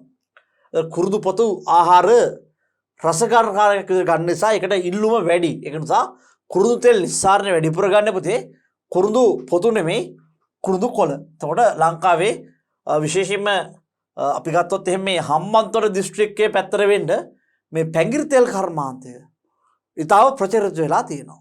හරි. රයිට්. අනිත් ප්‍රදේශවල නැහැ කියලා නෙමෙයි කිව්වේ. ටිකක් අර පැත්ත ටිකක් ප්‍රචලිතයි. එතකොට අපි ගත්තොත් එහෙම විශේෂයෙන්ම මේ ඔය පැංගිරි සහිත ඔයාලා දැකලා තියෙනවා මේ සිට්‍රල් කොලේ ශාකවල පොඩි පැංගිරි මඩියක් තියෙනවා. හරි. මෙන්න මේක පිපුරුවම තමයි පැංගිරි කියලා කියන්නේ. එතකොට මේ පැංගිරි කර්මාන්තයේ විශේෂයෙන්ම හීම් පැංගිරි, මහ පැංගිරි, ලේන බටු කියන වර්ග පාවිච්චි කරනවා. එතකොට මේ පැංගිරි තෙල් වල ප්‍රධාන වශයෙන්ම තියෙන්නේ පුතේ ජෙරනියෝල්. ජෙරනියෝල්. ඉතින් අපි ගත්තොත් එහෙම විශේෂයෙන්ම ගොඩක්ම මේ ජෙරනියෝල් වැඩිපුර තියෙන්නේ ඔය පිලිපීනයෙන් ආනයනය කරපු මහ පැංගිරි වල නිසා මහ පැංගිරි වලින් නිෂ්පාදනය කරන ජෙරනියෝල් වලට ටිකක් වැඩිපුර ඉල්ලුමක් තියෙනවා. හරි. එතකොට විශේෂයෙන්ම පැංගිරි තෙල් ගත්තොත් එහෙම කෘමි විෂකර්ශකයක්. ඒ වගේම අනිත් පැත්තට ගත්තොත් එහෙම ඖෂධයක්. ඒ වගේම සබන් නිෂ්පාදනයේදී කෝස්ටික් සෝඩා උදාසීන කිරීම සඳහා සමහරක් වෙලාවට මෙන්න මේ පැංගිරි පාවිච්චි වෙන අවස්ථා තියෙනවා. එතකොට සගන්ධ තෙල් වල තියෙන ඖෂධීය ගුණය නිසා අපේ පාරම්පරික සිංහල වෙදකමේ මේවා භාවිතයට ගැනීම ඊටම ප්‍රචලිත වුණා. රයිට්. මේ සගන්ධ තෙල් ආශ්‍රිතව තමයි ගොඩක් වෙලාවට මේ තෙල් හරි කර්මාන්තය තිබුණේ. ඉතින් සමහරට අතක් පැන්නාම තෙලක් ගහනවා, වායියක් ආවම තෙල් ගහනවා, ඉස්රදීට තෙල් ගහනවා නේද? මේ වගේ විවිධ අද්භේත් අපේ මුතුන් මිත්තෝ අතර ප්‍රචලිතව තිබ්බා දරුවනේ. එතකොට විශේෂයෙන්ම ඔය කසාය, ක්වාත, පත්තු, මැල්ලුම් ආදී විදිහට විවිධ විදිහට නේද? හදලා අපේ පාරම්පරික ගැමියෝ පැලෑටි ශාක කිහිපයක් මිශ්‍ර කරලා විවිධ නිර්දේශයන් හදාගෙන තිබ්බා. ඉතින් මේවා සමහර වෙලාවට බටහිර වෛද්‍ය විද්‍යාවට වැඩිය ප්‍රබලයි. ලංකාවේ තිබ්බා හොඳ හෙළ විෂ වෙදකමක් නේ. ඔය සර්පේ කෑවොත් එහෙම සර්ප වෙදකම ඊටම ප්‍රබලව තිබ්බා. ඒ වගේම තවමත් මම හිතන්නේ කැඩුම් බිඳුම් වෙදකම තියෙනවා රටේ නේ. සමහරට පිළිකා වගේ දරු රෝග මර්ධනය කිරීමේ වෙදකම හොත් ලංකාව තුල තිබුණා. ඉතින් මේ හැම දෙයකම කරේ මෙන්න මේ ශාකවල තිබ්බ ඖෂධීය ගුණාංග ප්‍රයෝජනට අරගෙන. ඉතින් මේ වගේ විවිධ වට්ටෝරු ඒ වගේම පුස්කොළ පොත්වලින් පරම්පරා ගානකින් ආව විවිධ දේවල් මම හිතන්නේ තාමත් ලංකාවේ පවතිනවා සමහරක් තැන්වල. ඒතර අපි විශේෂයෙන්ම මේ ඖෂධ ඒ වගේම මේ දන්තාලේප ඔයාලා දැකලා තියෙනවා විවිධ දන්තාලේපල ගහනවා කරාමණයට තෙල් අඩහුව රයිට් අර ඔය දානවනේ රයිට්. ඒ වගේම තමයි විවිධ ආලේපන වලටත් මේ සගන්ධ තෙල් බහුලව භාවිතා කරනවා. ඉතින් මේවා ආශ්‍රයෙන් විවිධ කර්මාන්ත බිහි වෙලා තියෙනවා. විශේෂයෙන්ම ඔය hair oil නේ ඊට පස්සේ massage oil රයිට් මේ වගේ විවිධ දේවල් තියෙනවා. ඒ වගේම තමයි සමහරක් වෙලාවට ඔය ක්‍රීඩකයන්ගේ අත් එහෙම මස්ල්ස් පේන්න ආවට පස්සේ මේවට ගහන වෙන ස්ප්‍රේ එහෙම ඒ වගේ මේ වගේ අලවල ප්ලාස්ටර්ස් තියෙනවා. මේ ප්ලාස්ටර්ස් එහෙමත් මේ සගන්ධ තෙල් ආශ්‍රිතව නිෂ්පාදනය වෙච්ච ඒවා. එතකොට අපි දන්නවා මේ සුදු හඳුන් රෝස තෙල් ජැස්මින් ලැවෙන්ඩර් ආදිය පාවිච්චි කරලා නිෂ්පාදනය කරන සුවඳ විලවුන් සබන් වෙළඳ පොලේ බහුලයි. මේ විතරක් නෙමෙයි අපි දන්නවා එයා ෆ්‍රෙෂ්නර් තියෙනවා. ඒ වගේම එයා වික් තියෙනවා රයිට්. ඒ වගේම අපි දන්නවා සමහරක් වෙලාවට විවිධ සුවඳකාරක සහිත සබන් වර්ග පාවිච්චි කර ගන්න තියෙනවා. ඒ වගේ විතරක් නෙමෙයි ෂැම්පූ වර්ග තියෙනවා. ඒ වගේම ජෙල් වර්ග තියෙනවා විවිධ සුවඳ ගැල්ලපු. ඉතින් මේ ස්වභාවික සුවඳවල් වලට මිනිසුන් බොහෝ සෙයින් කැමතියි. ඒක නිසා අපේ වාතයේ නැවුම තබා ගන්න, ඇඳුම් සුවඳවත්ව තබා ගන්න අනේ ආදී කටයුතු සඳහා මෙන්න මේ ඔය ජස්මින් ලැවෙන්ඩර් රෝස් ඔයිල් ඒ වගේම සුදු හඳුන් පාවිච්චි කරලා නිෂ්පාදනය කරපු විවිධ නිෂ්පාදන තියෙනවා. ඒ වගේම තමයි මේ එක සුවඳින් අපිට හඳුන් කූරු සුවඳ දුම් ලබා ගැනීමේ හැකියාවකුත් වර්තමානයේ වෙනට ප්‍රචලිත වෙලා තියෙනවා. හැබැයි මේවා දැන් අපි පාවිච්චි කරලා අවුරුදු දහස් ගානකට ඉස්සරලා අපේ මුතුන් මිත්තොත් විවිධ නිෂ්පාදන ක්‍රම පාවිච්චි කළා දරුවනේ. පාවිච්චි කරපු දේවල් තමයි මේ තියෙන්නේ. එතකොට අපිට ඊළඟට කතා කරන්න තියෙන ෆීනෝල් සහ පොලිෆීනෝල්. අපි දන්නවා ශාක වලින් නිස්සාරණය කරන ලද ද්විතීයික පරිඋත්සේජ ගොඩක් ඒවා ෆීනෝල් එහෙම නැත්නම් පොලිෆීනෝල්. විශේෂයෙන් පුතේ අපි ගත්තොත් මෙන්න මේ තේ, කෝපි, කොකෝවා, මිදි ඒ වගේ බෙරි වර්ගවල ෆීනෝල් එහෙම නැත්නම් පොලිෆීනෝල් අඩංගු වෙනවා. මේවා අනුගම කරණයම මිනිසුන්ට සෞඛ්‍ය ආරක්ෂාව එහෙම නැත්නම් අපේ සෞඛ්‍ය වර්ධනය වීමට හේතු වෙනවා. දැන් මේ ෆීනෝල් කියන කෙනා සහ පොලිෆීනෝල් ප්‍රධාන වශයෙන් සැකසීලා තියෙන්නේ මෙන්න මේ බෙන්සීන් කියන කාබනික සංයෝගය මත. මම ඔබට බෙන්සීන් පිළිබඳව කියලා දුන්නා.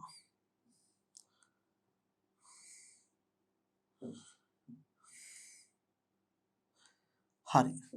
එතකොට මේ බෙන්සීන්ට OH කාණ්ඩ එකතු වුණොත් එහෙම හැදෙනවා මේ ෆීනෝල සහ පොලිෆීනෝල. රයිට්. අපි ගත්තොත් පුතේ දැන් මේක බලමු. මේ තියෙන ෆීනෝලය. හරි. මේ ෆීනෝලය හැදලා තියෙන්නේ කොහොමද? මේ බෙන්සීන් ඉන්නවනේ. මෙන්න මේ බෙන්සීන්ට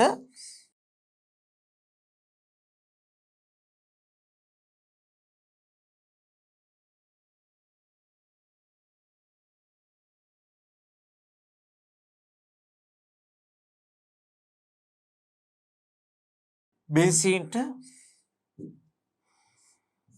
OH කාණ්ඩයක් එකතු වුණොත් අපි ඒකට කියනවා ෆීනෝල් කියලා. ඒ වගේම මේ හයිඩ්‍රොක්විනෝන් කියලා කියන්නේ මෙන්න මේ ෆීනෝල් වගේ OH කාණ්ඩ දෙකක් තියෙනවා. ඒ වගේම මේ පයිරෝගැලෝල් කියලා කියන OH කාණ්ඩ හතරක් මේ විදිහට සම්බන්ධ වෙලා තියෙනවා. රයිට්. මේ OH ලා මෙතනම තියෙන්න ඕන කියලා නියමයක් නැහැ. දැන් මම පයිරෝගැලෝල් ගත්තාම මේ පයිරෝගැලෝල් අපිට ලියන්න පුළුවන් මෙන්න මෙහෙමත්. ඔහොම ලියලා තියෙන්නේ.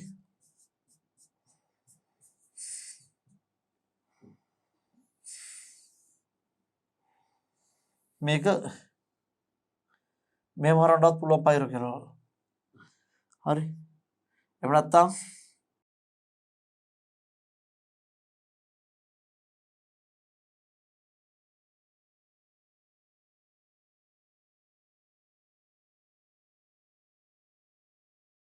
මෙහෙම තියෙන්නත් පුළුවන්.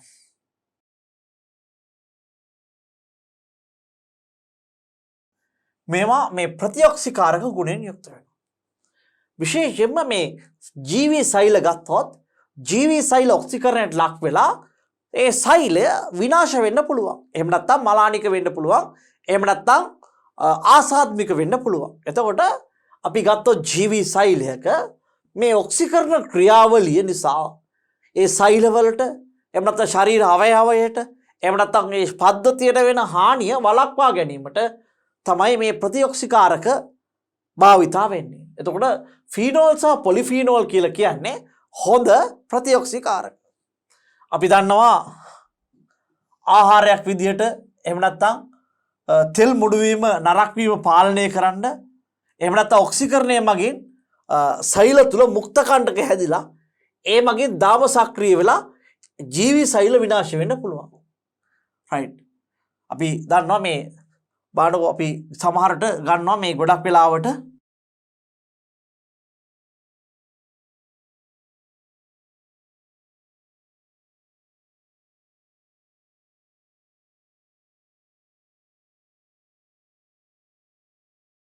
සාමාන්‍ය මුඩු තෙල් කෑවොත් එහෙම අපි දන්නවා මේ සමහරක් මුක්ත සෛල ඇති වෙලා මේ එහෙම නැත්නම් මුක්ත ඛණ්ඩක ඇති වෙලා මේ මුක්ත ඛණ්ඩක මගින් ජීවි සෛල විනාශ වීමේ ඉඩ කඩක් තියෙන එක තමයි කියන්නේ මුඩු තෙල් වලින් හදපු කෑම කන්න එපා විසි කරන්න කියලා.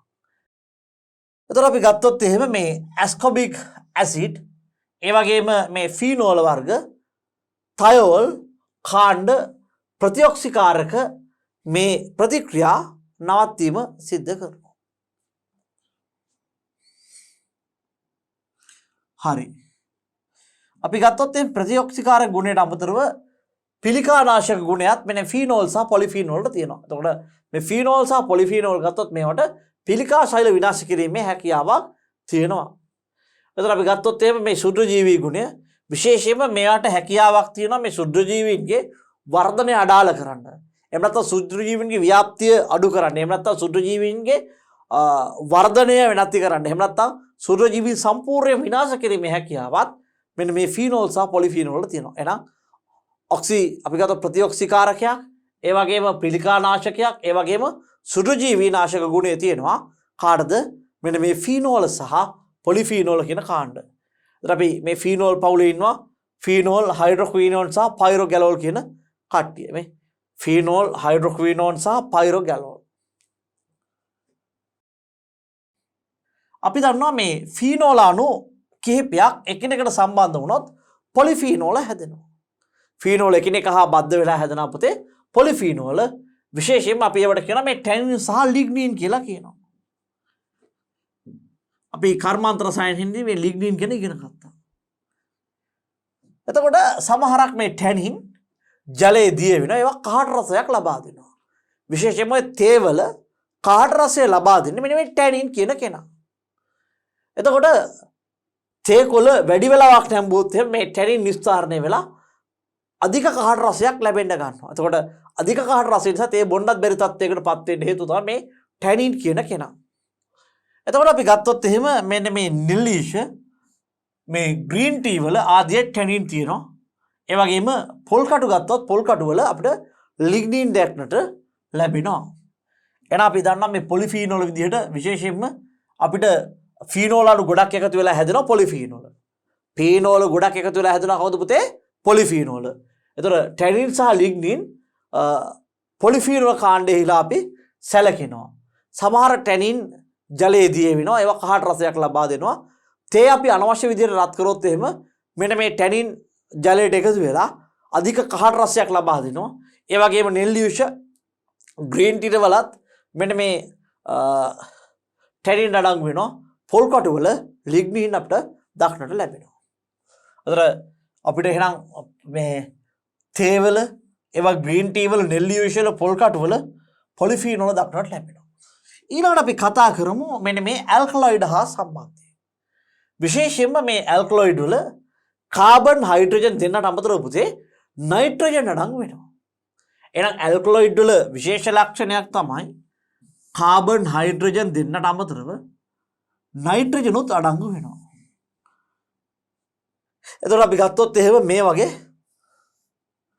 එක්කෝ භාෂ්මික ගුණ එහෙම නැත්නම් දුබලාම්ලික උදාසීන ගුණ පෙන්වන විෂම චක්‍රීය සංයෝග විදිහට තමයි අපි හඳුන්වන්නේ ඇල්කලොයිඩ්. ඇල්කලොයිඩ් ගත්තොත් එහෙම එක්කෝ භාෂ්මික එහෙම නැත්නම් දුබලාම්ලික උදාසීන ගුණ පෙන්වන විෂම චක්‍රීය සංයෝග විදිහට අපිට ඇල්කලොයිඩ් හඳුන්වන්න පුළුවන්. එතකොට මේ ඇල්කලොයිඩ් ගත්තොත් එහෙම ඇල්කලොයිඩ් වල අවර්ණ ස්පටික රූපී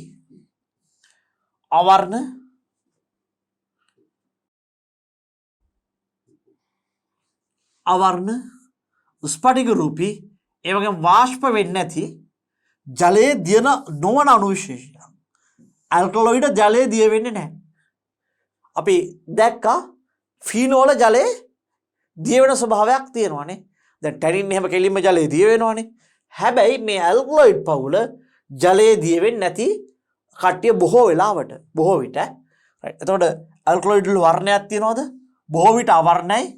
මේවා ස්පටික රූපී. මම ඔබට කියලා දුන්නා අණු එකිනෙක හා පිළිවෙලකට ලං වෙලා ඇහිරලා තියෙනවා නම් මේවා ස්පටික රූපී. අණු අපිළිවෙලට නම් තියෙන්නේ මේවා අස්පටික රූපී.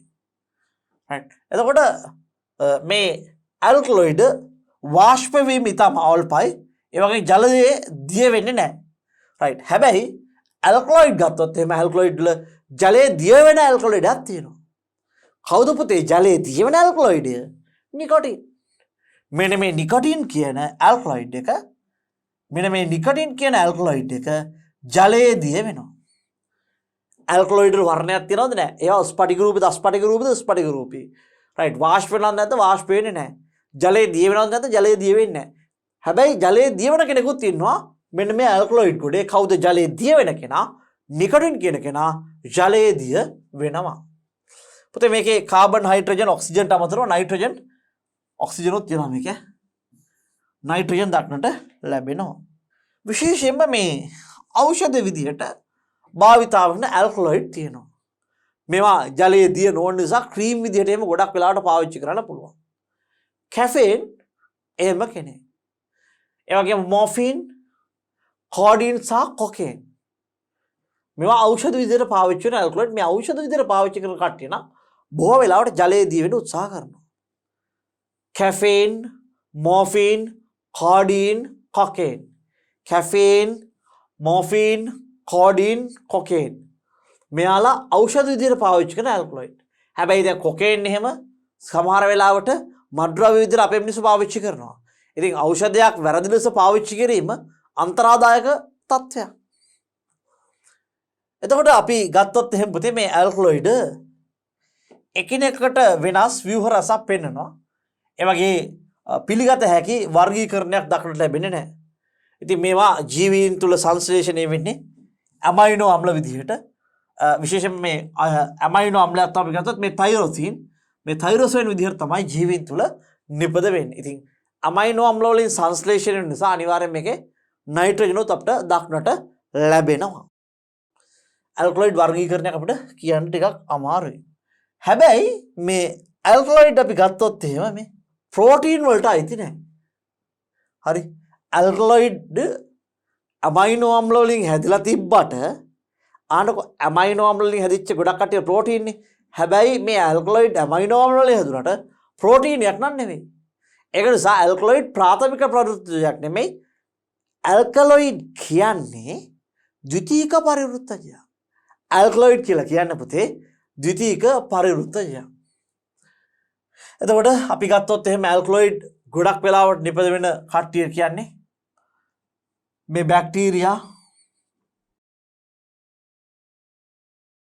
බැක්ටීරියා දිලීර කෘමි සතුන් ශාක සහ පැලෑටි ඇල්කලොයිඩ් බහුලව නිපදවනවා. බැක්ටීරියා දිලීර කෘමීන් ශාක පැලෑටි බොහෝ විට මේ ඇල්කලොයිඩ් නිපදවන ජීවීන් විදිහට අපි සලකනවා. බොහෝ ඇල්කලොයිඩ් පොතේ අපි තිත්ත රසයෙන් තියෙනවා. මේවා හැබැයි අනෙක් ජීවීන්ට දැන් නිපදවන කට්ටියට හොඳ වුණාට අනෙක් ජීවීන්ට තරම්ම හිතකර නැහැ. රයිට්. ඇල්කලොයිඩ් වල රසය එනම් පුතාලා තිත්ත රසයක් තමයි ඇල්කලොයිඩ් වල අපිට දක්නට ලැබෙන්නේ. තිත්ත රසයෙන් යුක්ත. ඇල්කලොයිඩ් අපි ගත්තොත් තිත්ත රසයෙන් යුක්ත වෙනවා. හරි.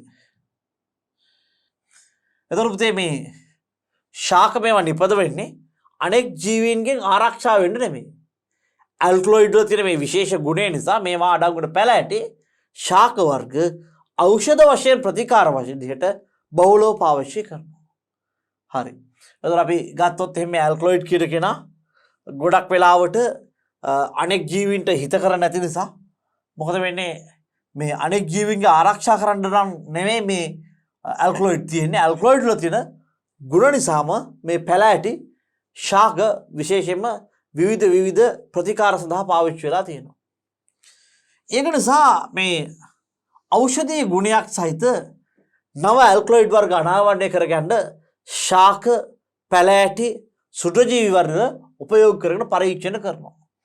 ඉතින් අපි දන්නවා මේ අම්ල භස්ම නිස්සාරණ ක්‍රියාමාර්ග උපයෝගී කරගෙන ශාක වලින් ඇල්කලොයිඩ් වෙන් කර ගැනීමේ හැකියාව තියෙනවා.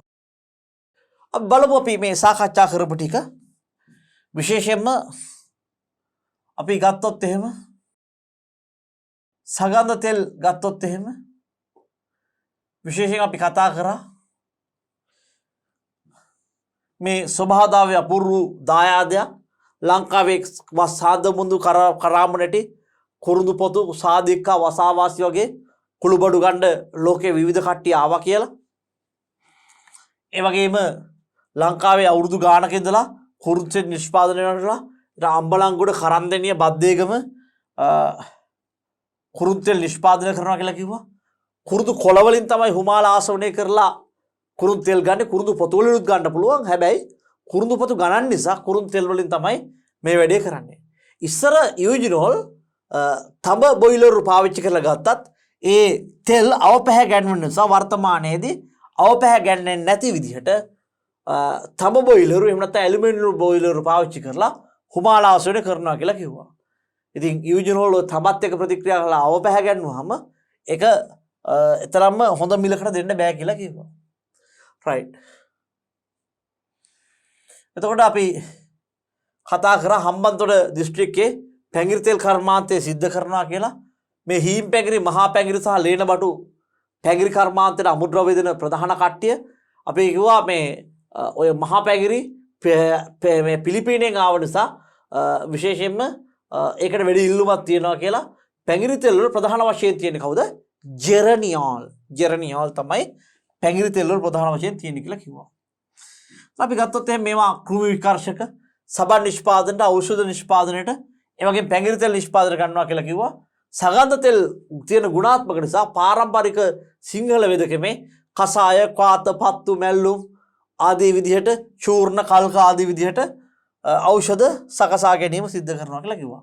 කසාය, ක්වාත, පත්තු, මැල්ලුම්, චූර්ණ, කල්ක. හරි.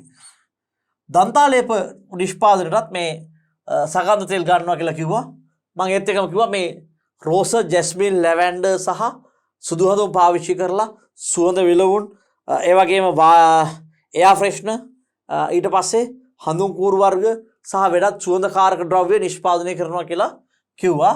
රයිට්. සුදු හඳුන් සහ රෝස තෙල් වල ඖෂධීය ගුණයකුත් තියෙනවා කියලා කිව්වා. එතකොට අපි ෆොයිනෝල් සහ පොලිෆීනෝල් ගැන කතා කරා. ෆීනෝලයක් කියන්නේ බෙන්සීන්ට OH කාණ්ඩ එකක් හෝ කිහිපයක් තියෙනවා නම් ෆීනෝල් වල ගොඩක් එකතු වෙලා පොලිෆීනෝල් හැදෙනවා කියලා මම කිව්වා. එතකොට මේ ෆීනෝල් තේකොළ, කෝපි, කොකෝවා, මිදි, බෙරි වල තියෙනවා කියලා ෆීනෝල් සහ පොලිෆීනෝල් තියෙනවා කියලා කිව්වා. මේවා සෞඛ්‍යෙට ඉතාම හොඳ හිතකර ආහාර කියලා කිව්වා. ඒ වගේම ප්‍රතිඔක්සිකාරක ගුණය ෆීනෝල් සහ පොලිෆීනෝල් තියෙනවා කියලා කිව්වා. පිළිකා නාශක ගුණය සුද්ධජීවී නාශක ගුණයත් පිළිය තියෙනවා කියලා කිව්වා. මේ ෆීනෝල්, හයිඩ්‍රොක්විනෝල් සහ පයිරෝගැලෝල් අපි ෆීනෝල් විදිහට කතා කරා. ෆීනෝල් ගොඩක් සම්බන්ධ වෙලා පොලිෆීනෝල් හැදෙනවා කියලා කිව්වා. ටැනින් සහ ලිග්නින් අපිට පොලිෆීනෝල් උදාහරණ විදිහට කියලා කිව්වා. ටැනින් ජලයේදී වුණොත් එහෙම තමයි තේ හදද්දි කහට වැඩි වෙන්නේ ටැනින් වැඩි වෙලා කියලා කිව්වා. එතකොට අපිට ඔය නෙල්ලියුෂ සහ ග්‍රීන් ටී වලත් අපිට දක්නට ලැබෙනවා කියලා කිව්වා. මේ ටැනින් පොල් කටු වල ලිග්නින් දක්නට ලැබෙනවා කියලා අපි කිව්වා. ඇල්කලොයිඩ් වල කාබන් හයිඩ්‍රජන් ඔක්සිජන් අමතරව නයිට්‍රජන් තියෙනවා කියලා කිව්වා. මේවා වාෂ්මික දුබලාම්ලික හෝ උදාසීන ගුණ පෙන්වනවා කියලා කිව්වා. මේවා අවර්ණ ස්පටික රූපී වාෂ්ප වෙන්නේ නැති ජලයේ දිය වෙන්නේ නැති අණු කියලා කිව්වා. හැබැයි නිකොටින් ජලයේ දිය වෙනවා කියලා කිව්වා. ඒතර ඇල්කලොයිඩ් වලට උදාහරණ විදිහට අපි කතා කරා මෝෆින්, කෝඩින්, කැෆේන් සහ කොකේන්. හරි කැෆේන් කියන්නේ ඇල්කලොයිඩයක්. ඇල්කලොයිඩ් වල වර්ගීකරණයක් අපිට නිශ්චිත වශයෙන් කියන්න බෑ කියලා කිව්වා. ඇල්කලොයිඩ් හදෙන්න ඇමයිනෝ අම්ල දායක වුණත් හැබැයි මේක ප්‍රාථමික පරිවර්තනයක් විදිහට ගන්නෙ නැහැ. හේතුව මේකේ ප්‍රෝටීන නිර්මාණයක් සිද්ධ වෙන්නේ නැති නිසා. ඇල්කලොයිඩ් බැක්ටීරියා දිලිර කෘමි සහ ශාක සහ පැලෑටි වල නිෂ්පාදනය වෙනවා. මේවා තිත්තරහයි. මේක අනෙකුත් ජීවීන්ට තරම් හොඳ නැහැ. මේක ඖෂධ විදිහට පාවිච්චි වෙනවා. රයිට්. අපි ගත්තොත් එහෙම මේ ශාක පැලෑටි සුද්ධජීවීන් උපයෝග කරගෙන මේ නව ඖෂධ සොයාගෙන පරීක්ෂණ කටයුතු සිද්ධ කරනවා කියලා කිව්වා. රයිට්. අපි ගත්තොත් එහෙම මේ ඇල්කලොයිඩ් නිස්සාරණය කියන එක චුට්ටක් දීර්ඝ කතාවක්. අපි ඊළඟ වීඩියෝ එකේ දීර්ඝ වශයෙන් සාකච්ඡා කරමු කොහොමද මේ ඇල්කලොයිඩ් නිස්සාරණය සිද්ධ කරන්න කියලා.